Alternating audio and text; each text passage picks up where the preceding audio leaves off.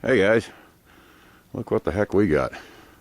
Whole trailer packed full of unhappy machines. I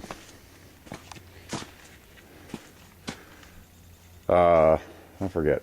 Asked the guy if he had any work. He said, I got a bunch. And he's got more after this. But he loaded everything he could onto his trailer.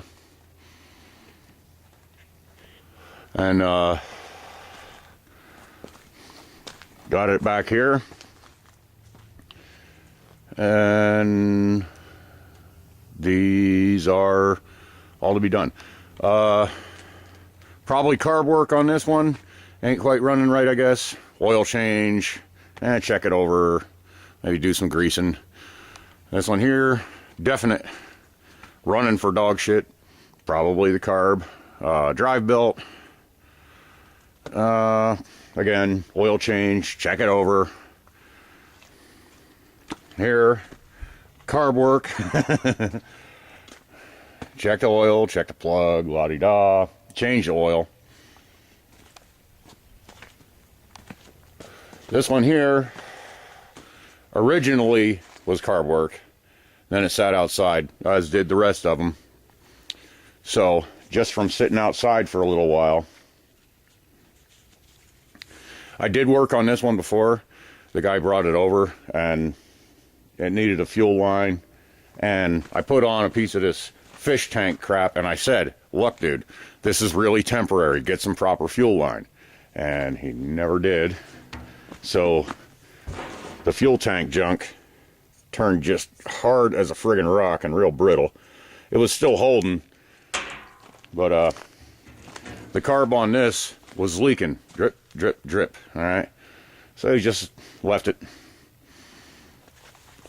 And by the time he got to getting it over to me, let's see, I had to free and oil the starter recoil. You'd pull the rope, it wouldn't pull back in. I cleaned the spark plug, cleaned the magnet on the flywheel, that was sandpaper, and then a pneumatic wire wheel. Clean and adjust the mag pickup. And then to the carb, the needle valve was so jammed in there with junk and corrosion, I'm surprised that I even managed to get it freed up. I got a proper piece of fuel line on it. I still have to do the oil change and the air filter. I'll just kind of hit them all in one shot with the oil changes. Then I'll keep the used oil and burn that. But usually on a push mower, I have them running spark, blowing a little tickle with the torch tip cleaners on the carburetor. I have them running in an hour. This one, there was some weirdness. To get the starter and cover off, you undo these three nuts. And these three nuts are on studs that go down into the engine block. Well, those studs, two of them ran right out of the engine block, and I wasn't going to just put it back together like that, so I took the nuts off the studs, ran the studs down into the engine block properly, and then put it back together. And that was my first part of my weirdness. Cleaning and adjusting the mag, it's 10 minutes, but then I got to the needle valve on the carb, and that the reason it was leaking is because it was jammed half open. So I had to really carefully work that out and then clean off the needle valve itself, and that's starting to corrode, but it's still holding. So once I got it cleaned up and it's holding fuel, pulls over one start, runs like a champ now. I could have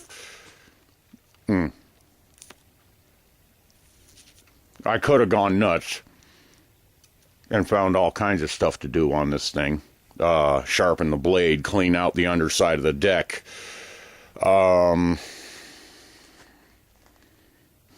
Well, really, that's about it, I guess. Oh, yeah. Replaced the drive belt for the self-propelled, thing. And the guy trusts me. He knows I'm not going to just pad hours on dicking the dog. But that was a $60 payday for me just for a couple hours to get that running. And that's friggin' stellar, and I'm not going to get greedy. Not going to get greedy with him, break the bank, and he can bring me back more work when he feels like it. The blade on this isn't too damn bad. And on a blade, I just do a $30 flat rate. It's $30 to get your blade sharpened. So I told him, bring it back when it's gnarly. It's a couple extra minutes of filing. Big whoop. Let's see. Next will be this guy here. This should start and run. Hopefully there's a charge on the battery. I don't know. This stuff has all been sitting out uncovered. And I told the guy, I don't mind job security, but man, get a tarp, get something, get anything. Garbage bags, whatever. Cover these freaking things. Because, well, I wouldn't have had to do the starter rope recoil or clean and adjust the mag and the pickup if this was covered. As far as how the carburetor got so disgusting, I don't know. Probably getting filled full of water or sitting with a tank full of ethanol gasoline. I don't know. But I drained the tank and then ran the carburetor dry. Ran it till it was right out of fuel. So now when he's ready for it, he just gasses it up and go. Maybe a little tap on the carburetor, but I don't think it'll even need that. I think it'll just be gas it up and go. And if he's got problems with it, bring it back. I stand behind what I do, and I also go no fix, no charge. Doesn't matter. So that's what I'm up to there. Over here I got kind of an experiment. Just an old, this was a throwaway. Alright, and all I got is just a couple of pieces of metal sitting on it. Just to show what just any kind of basic cover at all will do. And but I also want to see what just a basic cover will do. Just something that covers it, sorta. So that's been sitting there pickling, and that'll pickle for, till I feel like pissing with it. Then in the shop, around the trailer, I got this trailer has a 4-way flat. And my Bronco has,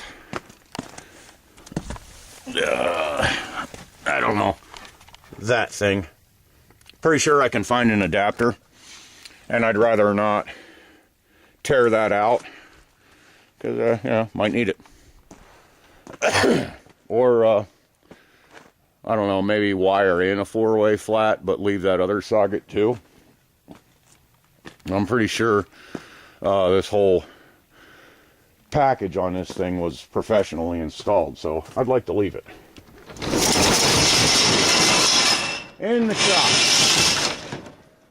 Yesterday, after I got done with that mower, I was playing with my gyroscope a little bit, and unfortunately I had to get rid of that copper inlay, which is kind of disappointing, but I have to lighten up the inside of this flywheel. I'm going to come and poke some holes through there, in a nice pattern. I'm going to flip this in the chuck, endo it over 180, flip it in the chuck. Do the same thing on the other side. Kind of sucks because that taper, I don't know, cone sort of shape that it had, instead of being totally flat. That's kind of the styling, but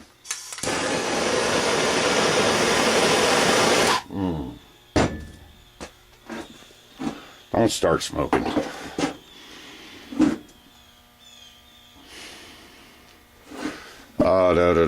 Where am I? Yeah, it was kind of cone shaped, and it was running up that way toward the spindle, and it looked neat. But if it won't work, then what's the friggin' point? It's not going to be as pretty, but it still should be cool. And I have chunks of brass here from old castings that got cut off, and I'm gonna turn pieces of those down, and those will be the adjuster up here, and the, I don't know, what do you want, to stand down at the bottom. I don't know. I might actually just leave that one. I don't know. We'll figure it out, you know.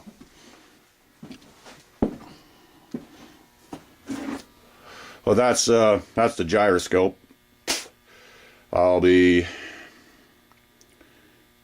maybe able to give that a test run in the next few days. Yeah, I guess I'll put a hole so you can put a string through it, but I'm intending it to spin it up with air and really get it singing.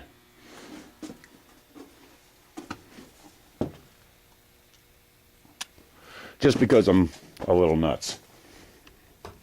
Another thing that came to me just yesterday, a good friend of mine, actually the guy that bought that green Jetta and the black F-150, he was thinking of me, and he was working at a place where they switched from metal halide to LEDs, and he brought this monster goddamn transformer. I have no idea what the heck I'm going to do with it, because let's get a good look at the schematic thinger there. I think this runs on 3-phase, and yeah, you could probably build a phase converter and all that good stuff, but like, this thing is properly freaking lethal. I would love to build a Jacob's ladder with this and throw some freaking huge arcs, but I don't know. Is that output there 30 kilovolt amps? I have no idea what the hell kilovolt kVA is, but that'll probably freaking, this is like lethal shit here. I don't know if I want to be messing with this. I've seen them going on eBay. This is in working condition. Seen them going on eBay used for a couple $100, so maybe I'll try that. If I can't sell it, there's about frickin' I don't know, there's a lot of aluminum or copper or whatever in there. I could strip it down and scrap it, but I don't think I want to try to power it up, because that's a little above me. Oh boy, it would be fun though. The neighbors would be shitting bricks, and if I had a huge capacitor bank, I could make lightning. Oh boy, oh boy. Look down in there. Air cooled. You know, you don't have oil to worry about. Oh, look at that frickin' tap there. Is that a tap or just a giant ground? I don't know. It looks like 4 taps or 4 grounds. I don't know what the hell. Yeah, and that's the thing. I don't know electricity. If I had a proper Sparky sitting here with me doing this thing up, you know, and of course a proper Sparky would tell me, get the hell rid of that thing, quit screwing with it, you're an idiot. So it'd have to be a Sparky that knows his stuff, but he's kind of crazy. Oh man, would that throw some arcs. Oh baby. I think it's best just to try to sell it, and if it don't sell, scrap it. It's a nice little cabinet for something, though. Nice little cabinet and make a nice workbench. If I can't sell it, you know, scrap the guts, keep the cabinet for a workbench, and make a nice little hinge door on the bottom. So that'd be something. That could go down in the camper.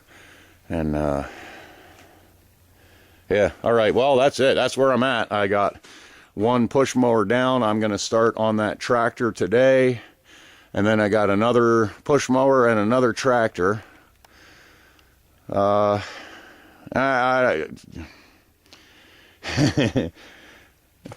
need the stuff right away, so I can kind of take my time, but I don't think it's going to be too dang long. Zippo, you with your frickin' 23 goddamn machines over there, holy crap, dude. I kind of envy you for having all that work, but also I don't with your neck the way it is. You know, you can't. And I understand that you're not frickin' gonna get into them right away till you are kind of straightened out. Which, yeah, that's, you know, that's the way to do. If you can't friggin' concentrate, then, and you can't give 100%, then there's no reason to be messing with it. So you're right. And buddy, I hope you get better soon. Okay. Later on, folks. Thanks for watching. Take care and enjoy the fall thaw while it lasts. That's what we got anyways. Later.